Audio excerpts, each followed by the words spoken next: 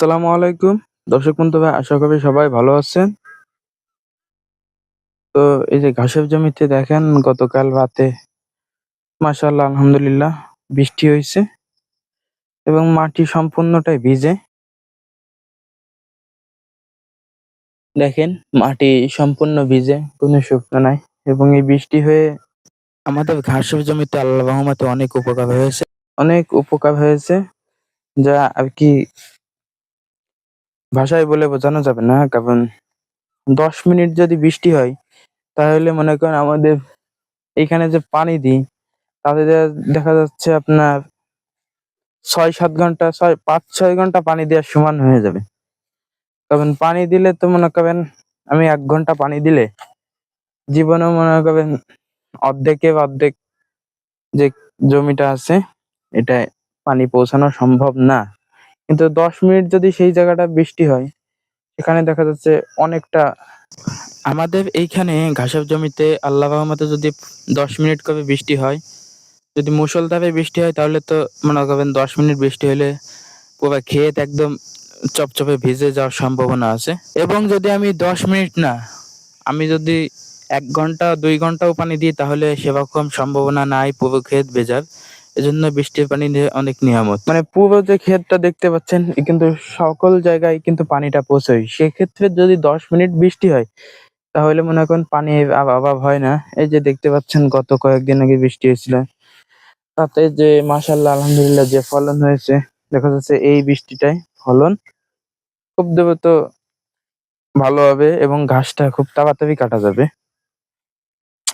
এই যে এইগুলো যে দেখতেছেন, এই সোফা থেকে গত ২ দিন আগে কাটা হয়েছে এবং গতকালকে কাটছি শুধু এইটুকুন আর এইটুকুন। তাতে আল্লাহর রহমতে আজকে ঘাস হয়ে যাবে, সারাদিন গরু ২ টা গরু হয়ে যাবে। মানে প্রচন্ড পরিমাণ হইছে। এই যে সোফাগুলো দেখতেছেন এগুলো যখন বড় হবে, এগুলো অনেক বড়, বড় একটা ছোপ হবে। তখন আরকি এই ছোপটা থেকে প্রায় ২০ টা ২৫ টা ঘাস পাওয়া যাবে ইনশাআল্লাহ। একটু সামনের দিকে যাবো, সামনের দিকে লম্বা, লম্বা কিছু ঘাস আছে এবং অনেক বড় আছে। বড়, বড় কিছু ছোপ। এই সাইডের ঘাসগুলো ছোট চাচাকে দিয়ে দেওয়ার পরে কাটা হয়ে গেছে। আর এর সামনে যে ঘাসগুলো ছিল সব কাটা হয়ে গেছে। দেখেন এই বৃষ্টির পরে এই যে ঘাসগুলো, এই ঘাসগুলো কিন্তু অনেক পুষ্টি। এই যে এইগুলা, এইগুলোও কাটা হবে।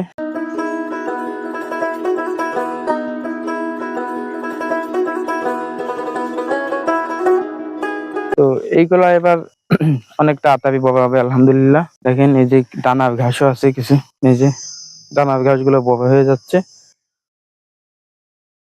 ওই সাইডের যে দানার ঘাসগুলো ছিল প্রথমে আমি এগুলো কাটছিলাম অনেক গোড়া থেকে। তা ভাবছিলাম মনে হয় হবে, কিন্তু দেখতেছি হচ্ছে না। সম্ভবত অনেক গোড়া থেকে কাটা হয়েছে, তো এইজন্য আরকি।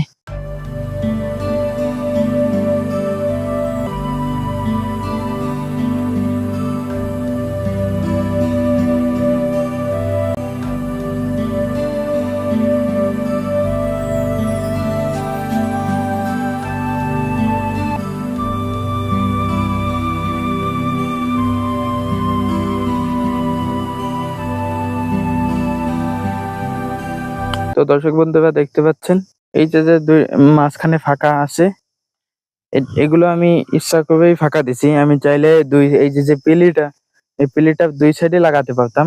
কিন্তু দেখেন একটা সারিবদ্ধভাবে আছে, একটা দেখতেই অনেকটা সুন্দর লাগতেছে। এবং এই সোফাটা যখন বড় হবে, বিশেষ করে বড় হইলে কেমন হবে আপনাদেরকে একটু দেখাই। আপনারা যারা ঘাস লাগান অবশ্যই ফাঁকা, ফাঁকা লাগাবেন। এই যে দেখেন এই ঘাসগুলা, দেখেন মাঝখান থেকে লাগাই দিছি, তাই কোথাও ফাঁকা দেখা যাচ্ছে না। ওই নিচের থেকে একটু মানে ফাঁকা হইলে এটার ফলন অনেক বৃদ্ধি হয়। আমি মাঝখান থেকে লাগাইছি। যখনই ২ সাইড থেকে লাগাবো, ২ সাইডে আস্তে, আস্তে ঝাড় হবে। সেক্ষেত্রে ফলন খুবই কম হবে। এটা আমাদের একটা সমস্যা হয়েছিল। কিন্তু এটা এইবার আমি নিজে আরকি একবার লাগায় আরকি দেখলাম যে কি হয়। তো দেখলাম যে আশা করি ফলন খুবই ভালো হচ্ছে আলহামদুলিল্লাহ। এই যে সাইডে যেগুলা ছিল দেখেন সব উঠায়, উঠায় মাঝখান দিয়ে দেওয়ার চেষ্টা করছি। সাইডে সেরকম একটা রাখিনি। এই যে দেখেন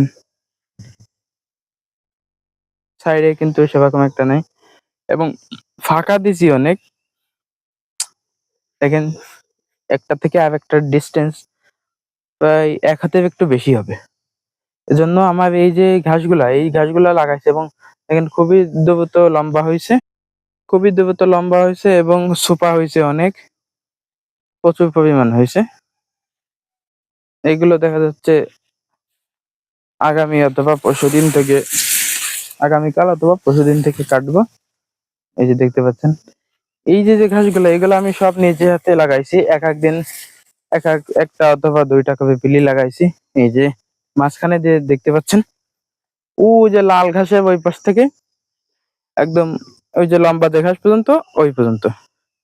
আমি সব একেক দিন একটা করে ২ টা একদিনে হয়তো দেখা যাচ্ছে ঘাস কাটছি শুধু। মানে একেকটা করে একেক জায়গায় পুঁতে দিছিলাম এবং একটু গভীর করে দেখা যাচ্ছে ৬ আঙ্গুলকে এতটুকু ডিপ করছিলাম,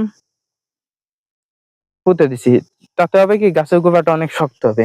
এগুলো কিন্তু অনেক শক্ত। গাছের গোড়ায় কোনো সমস্যা হবে না। আর আমি সবসময় ঘাস কাটি একদম গোড়া থেকে। মাটি সহ কেটে দিই। মানে ঘাস কেটে পরে মাটি সমান করে কেটে দিই। তাহলে দেখা যাবে ঘাসের ফলনটা অন্যবার থেকে ভালো হবে। তো এই ছিল আমাদের আজকের ভিডিও।